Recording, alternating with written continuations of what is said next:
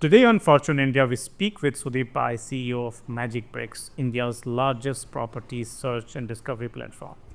Over the past 18 years, Magicbricks has expanded far beyond listings, now offering home loans, interiors, and property services. In this conversation, Sudhir talks about AI's role in transforming real estate, the boom in Tier 2 and Tier 3 cities, premiumization, and the challenges of affordability, and where India's property market is headed next. This is the window into trends shaping how and where India will live in the coming decade. What are the key trends that you're observing in the market right now? I'll give you a bit of context and I'll tell you how it's changing. See, I think a few trends emerged, let's say a year after COVID. One trend that emerged after COVID was people wanted bigger houses. Yeah. And clearly, the reason for bigger houses were people were spending more time at home. For example, if you're going to take office calls, you need a room for an Yes. office, right? So, one trend that emerged was people wanted bigger houses.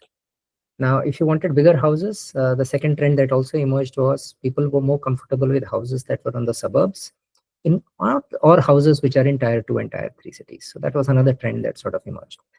COVID also led to more savings.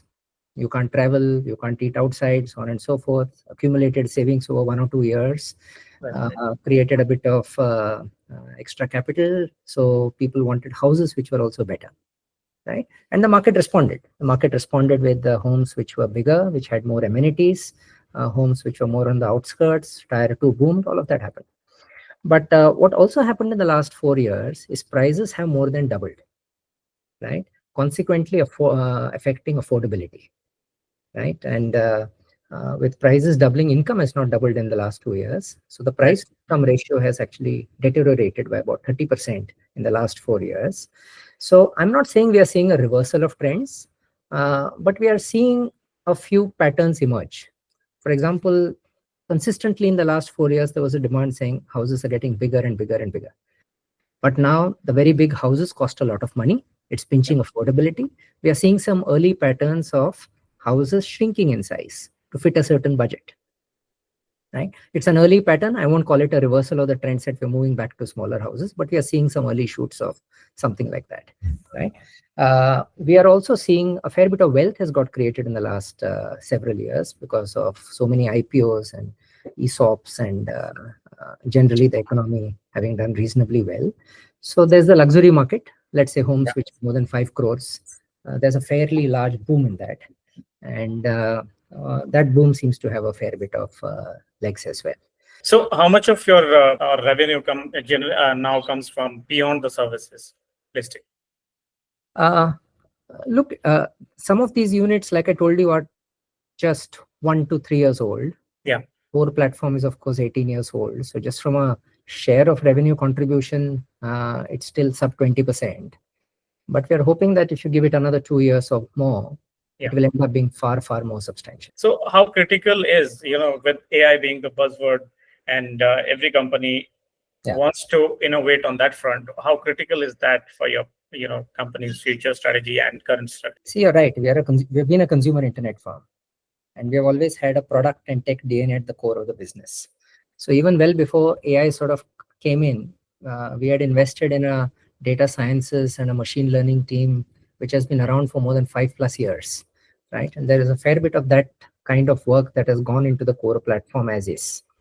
Now that same team, and of course we have trained a lot more people on AI, which is sort of coming in, right, is going to do the next level of work at harnessing all the tools that we now see around us.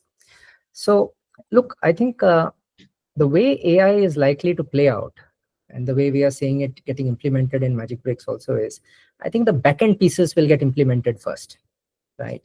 So by which I mean, we've already seen success of how to utilize data sciences and AI now, for example, in improving our sort code and how to improve productivity of people. For example, a fair bit of the code that our tech people now write is AI assisted. Yeah. So on and so forth. All of that is backend kind of work. And maybe give it a few months, you will start seeing AI appear at the front end, including at the interfaces. Will AI also have impact on the overall virtual, engagement that customers have, like virtual tours and all that? I mean, there's not a month or two that goes by without a fresh release that tells us what more is possible. Right? So I think it's going to have a substantial impact, and we are working on a whole bunch of things, which I think we will reveal in due course, including at the front end. But long story short, I think user experience, the ability to be able to access a lot of information very quickly, the ability to do research more diligently and take decisions faster, and therefore think the buying time that it takes to decide which house to buy is certainly going to be impacted by AI. I'll give you one example. So we so last couple of years, what's happened is the under construction market has boomed, right? Which is the developer part of the business has boomed. Now we created a special section on Magicbricks called as Magic Homes. So Magic Homes is a place where only under construction projects, there are more than I think 15,000 of them are listed. One of the things that we did in Magic Homes, amongst a lot more, is we aggregated a lot of the RERA information about each project and we put it up there, right? So there is a wealth of information about a project, but it is, one could argue that there is too much information, right? Because RERA might have 20 to 200 documents of a project, which are all hosted there. And if you go to some of the pages, they're very rich information. But as a buyer, it's an overload of information. So many PDFs forms, some of them are 2 to 100 pages long and consuming all of that. But it is critical when you're buying a house that you know exactly what you're getting into. That's right. Right. So in a pre-AI world, let's say we had hosted all of that information and then we had made it easy for the buyer, saying all of the information is here. We have organized it in a certain way, but you have to read it. Now, one of the applications of AI is AI will read all of it. It will give you a briefer summary. And it will allow you to deep dive into what to understand manner. Yes. So AI will have impact in this way. AI will also have larger impact in the ability to move information faster. With prop tech companies, the issue of fake listings, come to the fore, and with a lot of brokers also misusing the platform. What strategies are you putting in place to make sure that there is less amount of those instances? I think to a large extent, we have helped users to find, to mitigate some of these problems, because what we do is really at two levels. One, there is independent Magicbricks information that is also made available to buyers. And second thing is we have invested in a substantial research team that publishes a lot of content to point buyers in the right direction. For example, since you mentioned information could be wrong, one kind of information that could be wrong could be pricing. Correct. So we now have PropWorth as a tool in which the ongoing prices of a project or of a locality are published for more than, I think, 8,000 localities in India and more than 60,000 projects across the country. And it's a neutral, unbiased Magicbricks view, right? So any seller might post a certain property at any price, but as a buyer, there is an option to go and validate what the ongoing price is by going and looking up at PropWorth.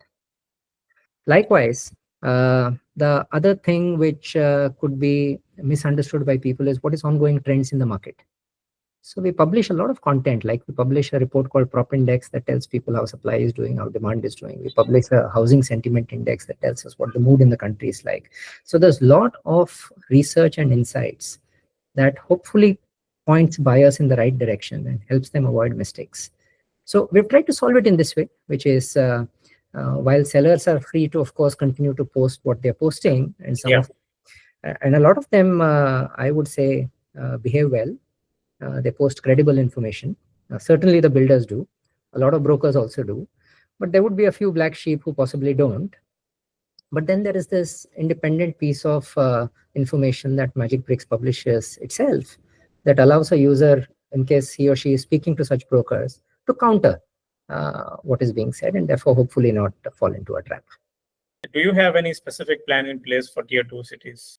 The contribution, both in terms of traffic and in terms of revenue, of cities which are outside the top 8 metros, right, has been growing for us.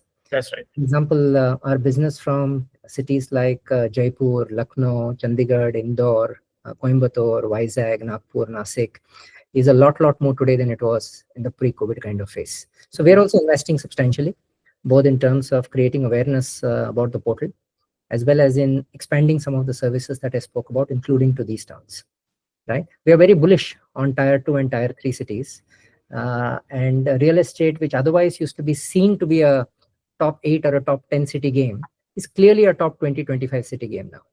And there has been an emergence of overall prop tech ecosystem in India now, and startups, more and more startups are emerging. So, what is your uh, view on where should startup focus their efforts, considering the overall environment, positive environment right now? For real estate or outside real Yeah, estate? for real estate, of course. Of course, there's a lot happening in the tech and startup ecosystem. See, at this point of time, maybe there are more, but we know of at least 400 startups which are working in the real estate domain alone. Yeah, Right?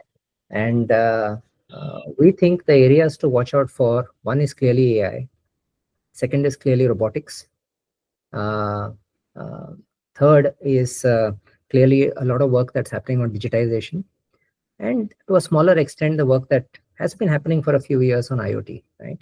But AI and robotics, yeah. I think, and digitization, of course, are likely to have substantial effect on the entire ecosystem of real estate. Real estate is, as a sector, is overall expecting to contribute to the 5 trillion economy dream of the government, and it wants to contribute higher, from I guess 3 to 5 currently to 7 to 8 or 10 in the next 5 to 6 years.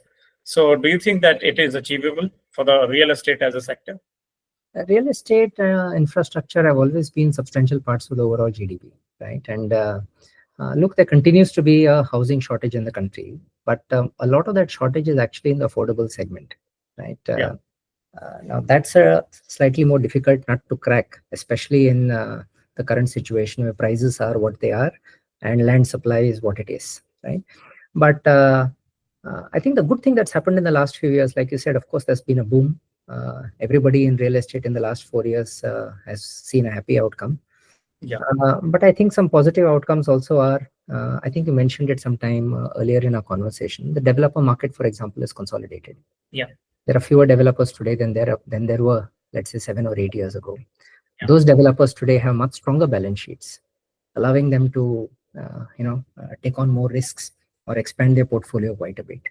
At the same time, we have much better quality of developers today than what we had 7 or 8 years ago. So I think all of that bodes well. Uh, Real estate has had a phenomenal last 4 years. Now, how much of volume growth further is possible, which is the question you're probably asking, right? Given that last 2 years has seen one new peak being crossed after another, yeah, right? So I think in the premium, super premium segments, there is still a little headroom to growth. But the very big growths, I think, so of course, more difficult is how you unlock affordable at the mid yeah. and the bottom end of the segment. But policy has a great role to play in that. If you want to tap into that segment, and if you want that segment to grow, and which will ultimately lead to huge contribution to the economy, and with RERA and everything in place, these initiatives have definitely helped the sector overall in bringing formalization.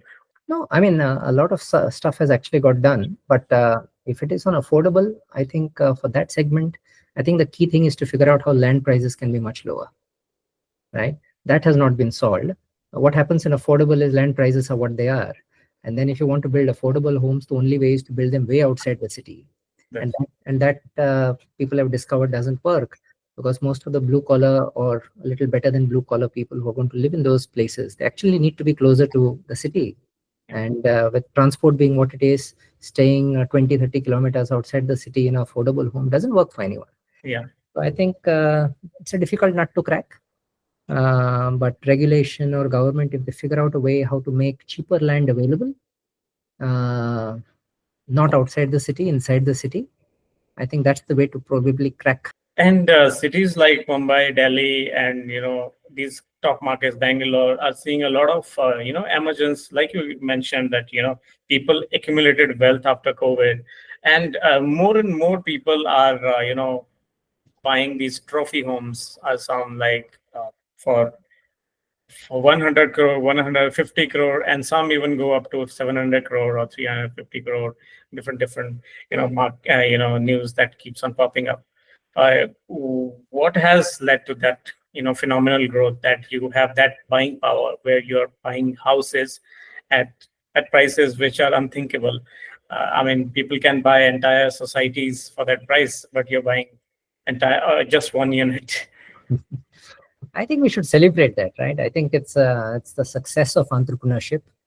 I think it's success that has created wealth, and if that success is enabling people to buy homes which are aspirational, I think it's likely to motivate a lot more people.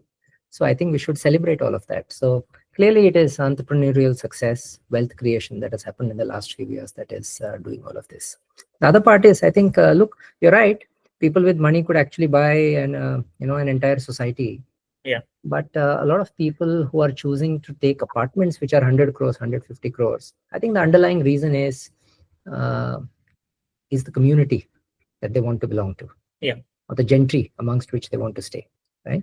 So I think the premium is for that.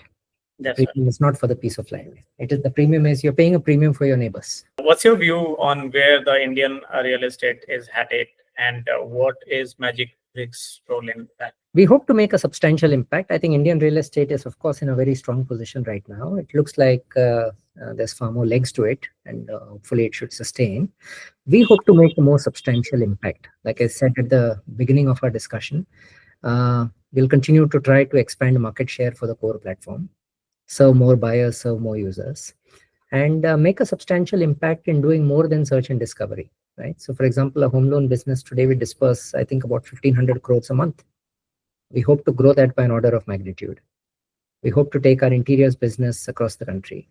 And we are hoping that our property services unit, which has all kinds of services from legal to vastu to, and gradually a lot more, and we hope to do some acquisitions along the way too, right? We would like to make a substantial impact that anybody dealing with real estate, whether it's a buyer, owner, developer, or broker, right, should find Magicbricks to be a strong enabling partner.